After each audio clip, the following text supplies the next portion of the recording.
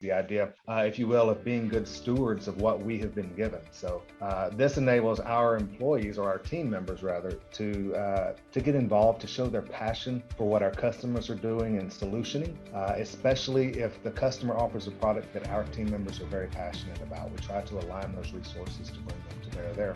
It also allows our team members to go out and get involved in their communities, to get involved with their families in the communities or with other team members, to be able to go on site for some events. We give 40 hours a year off for people to make a difference, to people to be able to serve. What that's allowed us to do is to build a team that is very strong technically, but is also very passionate and very impactful around them, or globally, and everything that's going on around the community, state, nation, across the board.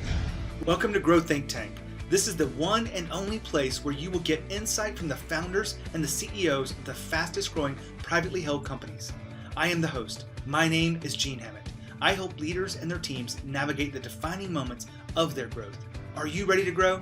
When you think about what really makes an impact in your company, you want to make sure you pay attention to a few things. But one of the most important things is a great company culture. Great company cultures are often misunderstood because people think it's beanbag chairs and free sodas, because that's what they do in Silicon Valley. But actually, those things don't really play a role in what great culture really looks like. You want to make sure that you have some of the key factors and understand what that is. Today's case study is looking at Ad Victoriam Solutions. We're talking to the co-founder, Brian Mize. Brian really talks about what they see as the great culture of the company, and they see it very differently than what most people do. There's a service-oriented component to their organization, and that's something that creates unity and really impact across the organization. We look at the benefits of a great company culture, and we really want to make sure you understand what that means for your organization as you move forward, as you try to evolve. If you're really intentional about a great company culture, today's episode will give you some insight behind that. Now, when you think about your own journey as a leader, I want to ask you a question. Are you absolutely certain you know what it takes for you to be the best leader that you can be at this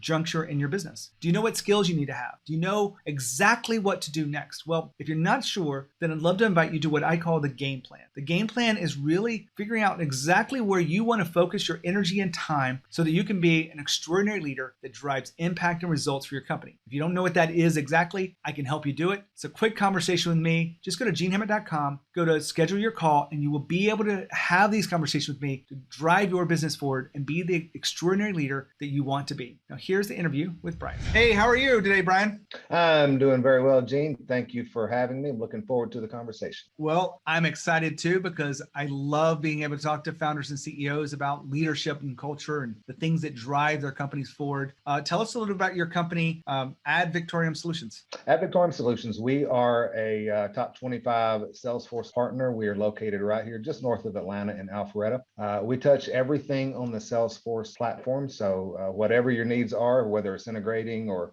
building a sales team or building some automation in the back end to handle your tickets and your support, or anything really that Salesforce touches, we've got people that can do it. We'd be pretty excited to sit down and talk to you about it. Well, Salesforce is an incredible platform. I remember using it back in 2000. Right. You involved with 2000. Salesforce? Wow. They were only about a year old back then. Yeah. So. I worked for one of those .com startups where I was in the sales team, and they were going to bring in this new concept of the application in the cloud, and we had to understand what that meant. Right. It certainly kind of worked, didn't it? It did. Humorously, I received a call on a Friday afternoon in 2002, 2003, somewhere around in there, from my boss that told me that we had just bought a product called Salesforce, and I needed to learn it over the weekend because on Monday I supported that platform.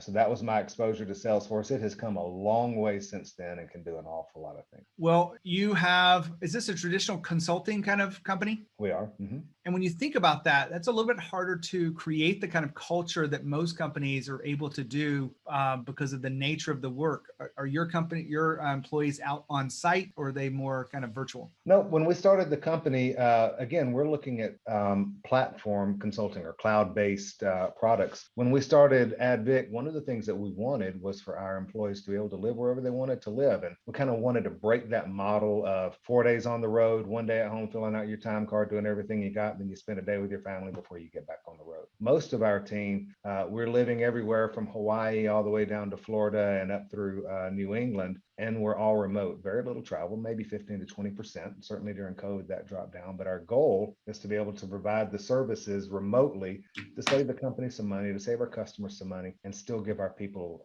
a sense of life about it. Love that. I was one of those road warriors for many years, Right. traveling 4 to 5 days a week, lived a lot of time in Montreal and Toronto. I refused to go back for another winter. And that's what put me back in Atlanta, which is where I grew up. And that's where you're calling from today. Exactly. Yeah. Yeah. That's our goal. Again, we want people, Jeff and I, at the beginning, we wanted a business that allowed for family too, and that on the road all the time, you miss having dinner with your families, you miss other things. We wanted to be able to still be able to do that, still be able to grow a good career. And I think we found a good mix there. Well, that takes us right into the transition. The topic for today is, really how do you create a great culture and what's the impact that has across the company? Let's start with the impact. When you have the kind of culture that you envision for this company, what kind of impact are you seeing as it relates to business and growth? Some of the things that we do, we are a B Corp, which is a growing thing really among businesses. One of the things that we adopted early on was the idea of service, the idea, if you will, of being good stewards of what we have been given. So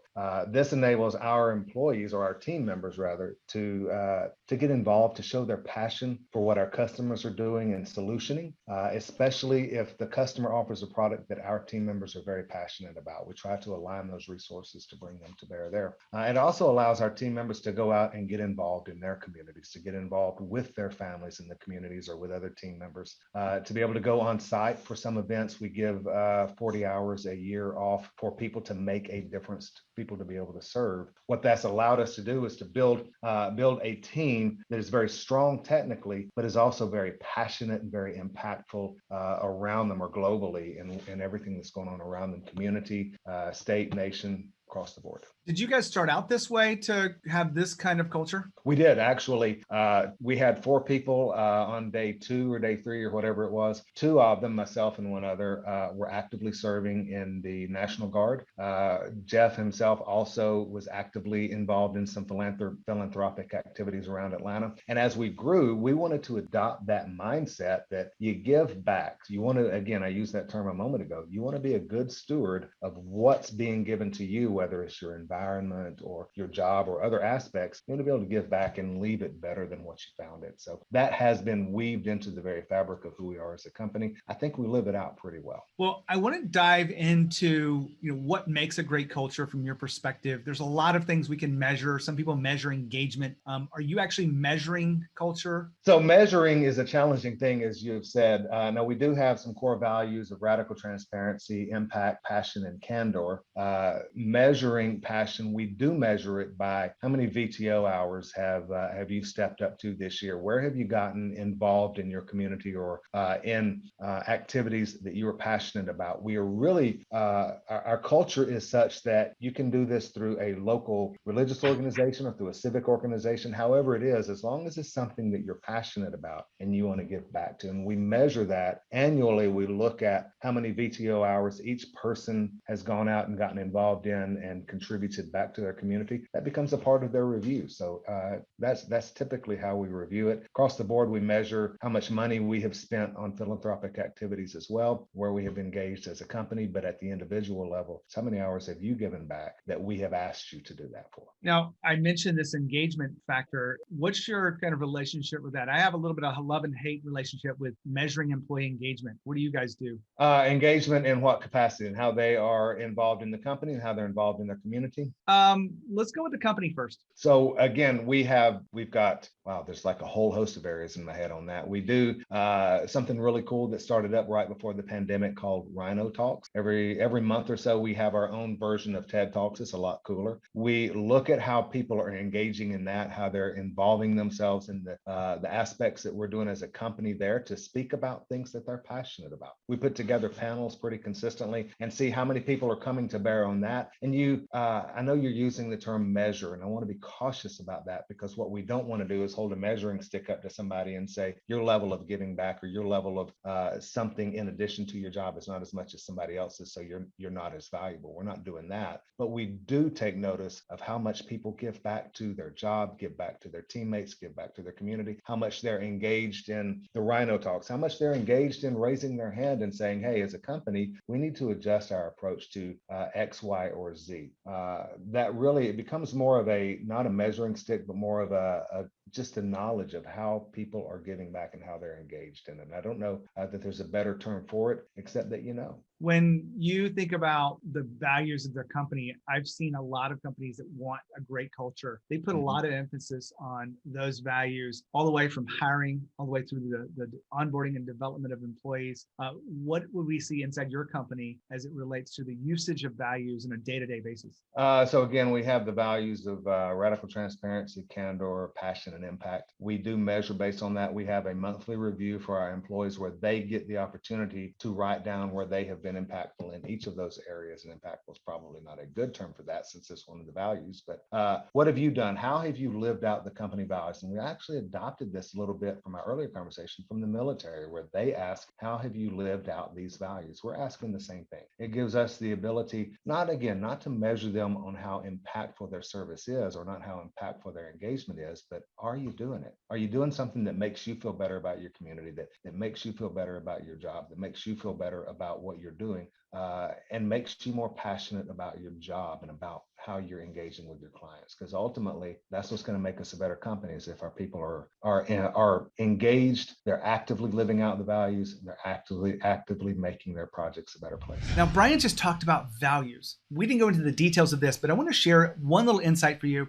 If you want to make sure that your company is filled with people that have the similar values, I don't mean that they have the same political views and they think about everything the same, but I mean at their core, their characteristics, they have values that are similar to what you believe, the co-founder, the executive team believes. And if you want to make sure that this happens consistently, you want to make sure that everyone understands that they need to be interviewing and have questions that align to the values of the company. These questions are pretty easy to do. You can create a bank of questions. You can have a list of these things that you share in a Google document or some kind of collaboration framework. Don't tell people exactly what questions to ask inside their interviews, but you want to make sure that everyone is doing their own assessment whether this new candidate should be invited on the journey along with the company because they have similar values. And if they don't have similar values, then you want to make sure you think really hard about bringing them in, because it's likely to upset the turnip cart, as they say, and it won't be the best fit for your company, and that will cost you a lot of money in the long run. So if you believe in values, you want to make sure you hire people in the values. I've just given you a play that you can run to help you find alignment. Back to Brian. When you think about the service-oriented culture, you really have described and painted a picture about externally and internally. Is there anything else we've missed to make sure that we really complete this picture of a service-oriented culture? From day one, our services-oriented culture, we do bring everything to bear on that. We have brought in a director of culture who helps us to kind of put the corral around what we've done in that regard. His whole job is making sure that we're living out what we say we're living out. The fact that we've invested in that, I think, speaks a lot to our commitment to living out those values. At the end of the day, that has become a part of our mission, bringing the person on board to measure it, to keep track of it, to report up, hey, you're doing well here, you're not doing well here, and then also to actively look for other areas that we can get involved. That's how we have made this a part of who we are. I want to kind of turn the table on you just a little bit, because a lot of leaders go through different inflection points or transition points as you learn to lead, especially as their company grows fast. Can you think back to one of those inflection points you would be willing to share with us today? On how we changed our leadership, or on how we how you personally have changed in your thought about leadership? Absolutely. So again, we talked earlier before we went on about military service. I stepped away from the company for a while. I had to go somewhere with the Army for an extended period. When I came back home, I came back in, and of course we had some new team members that had joined us while I was away. And I remember walking up to one of them and just introducing myself and saying, hi, I'm Brian. Can you tell me what you do here? And I thought that was a pretty innocuous way of introducing myself. And his response was, okay, Brian, why don't you tell me what you do here? And I was kind of taken aback by that. And I noticed that somebody standing next to him was hitting him in the leg and saying, "That's Brian. You need to think about this. That's Brian." So he said, "Yeah, I get it. It's Brian." And then you could kind of see the lights go off in his head. And he said, "Oh, so you're Brian." And recognizing that there is a level of leadership and a level of personableness. And somewhere you've got to bring those two things to bear such that you can make the hard decisions if somebody is not performing and maybe we need to move them to a different position in the company, or if somebody is performing exceptionally well, but maybe you've had some challenges with them in the past, recognizing that and not letting your personal feelings get in the way. As a small company, it was all about family in some respects. And as we've grown, we've had to move away from that. We've had to get to a point of leading passionately, still getting to know people, but still making hard decisions. That was my inflection point of recognizing that when I think I am just the guy down the hallway, some people may not recognize that, and I have to be cautious of that, or cognizant of that, perhaps. Hold on, Brian just said something about a family culture. Well, this works up to about 10 employees. The reason being is because most families aren't more than 10. Mine's only 3, but you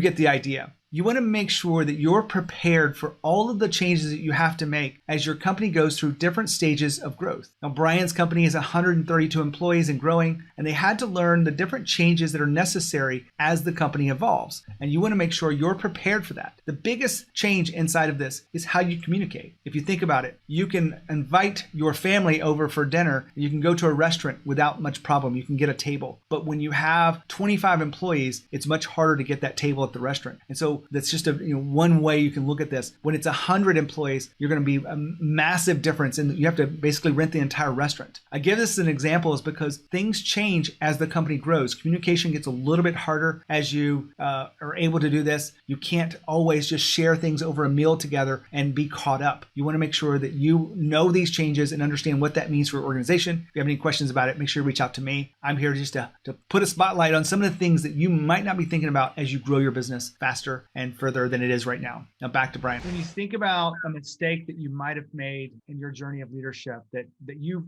can reflect on and share with us today, what comes to mind is the biggest mistake that we could learn from? The biggest mistake that I have made is thinking that I knew what mistakes I had made. And by that, I mean, early on in our early days, thinking that I knew, because I've been doing this a while, I know how to build out this process. I know how to build out this area of our business. I know how to make this work. And while I might know how to make it work, I might know how to make it work for 10 people. But as we became 50 people, it might not as work as well. And as we became 100 people, it might be completely broken. So having the thick skin to be able to adjust that, to be able to maintain some nimbleness and some flexibility as we grow, that was my biggest lesson learned. My biggest mistake was thinking that I already had most of the answers. This is a learning process. As we go through, people change, process change, technology changes. Being able to adjust and flex with that is what allowed us to get where we are. That's pretty evolved of you to know that, because a lot of leaders look at themselves as like they're supposed to have the answers. I think Yes. in the Army, you probably look up your chain of command and they're supposed to have the answers to what to do next and how we move forward. But in the business world, if you've got a real value of radical transparency and being candor, it's okay to say, I don't know, but that's really odd to say that. Have you found that? It's not only odd, it's very humbling is not even the right word that I would want to use, because you don't want to own that, because that's gonna be that one little piece of the armor that you don't have, and other people are going to come gunning for that, or your employees are going to leave and go somewhere where maybe people do know the answer. But what we have found is that by owning the fact that we don't have all the answers, which, as you pointed out, is absolutely challenging. I don't like to be the guy going, well, I don't know. Owning that and acknowledging that I don't have to have all the answers, because we have really smart people here that know how to do what they do.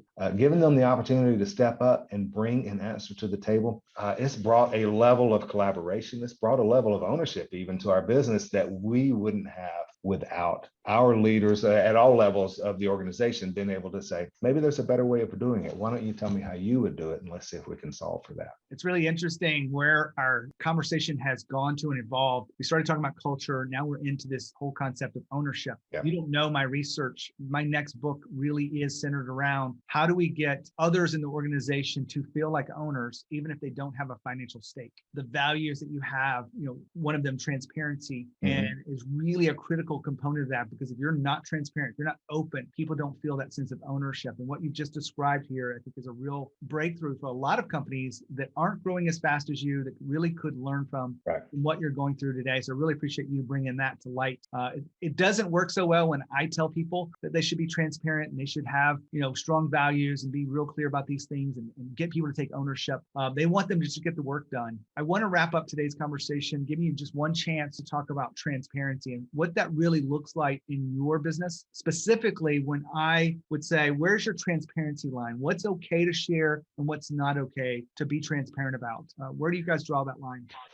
So that has been I'm not going to say it's been a moving target over the years. What I will say is when we first came out with this idea of transparency, what people heard was, I can come to your office and tell you what an idiot you are whenever I want to, because that's transparent. That wasn't what we intended. What we intended was the idea of, hey, I know, Brian, this was your idea, but it's not working. And here are the reasons why it's not working. Can we adjust and do it this way? That transparency to go to leaders from the very top all the way through the organization, and to bring your ideas, to bring here's what you're doing and it's not working and here's why, knowing that the leaders are going to have, number one, the thick skin to be able to handle that, to have the conversation, to listen and to adjust, but also expecting going down the chain for that same thick skin to be there. We should be able to go to the newest member of our team and say, hey, we want to pat you on the back and tell you that you're doing great, but here are some areas that you're struggling in. Would like to help you with that. It's not to denigrate anybody. It's not to belittle anybody. It's not to beat anybody over the head or walk around screaming and ranting. It's just to be honest and let one another know where we stand and how we can get better as a collective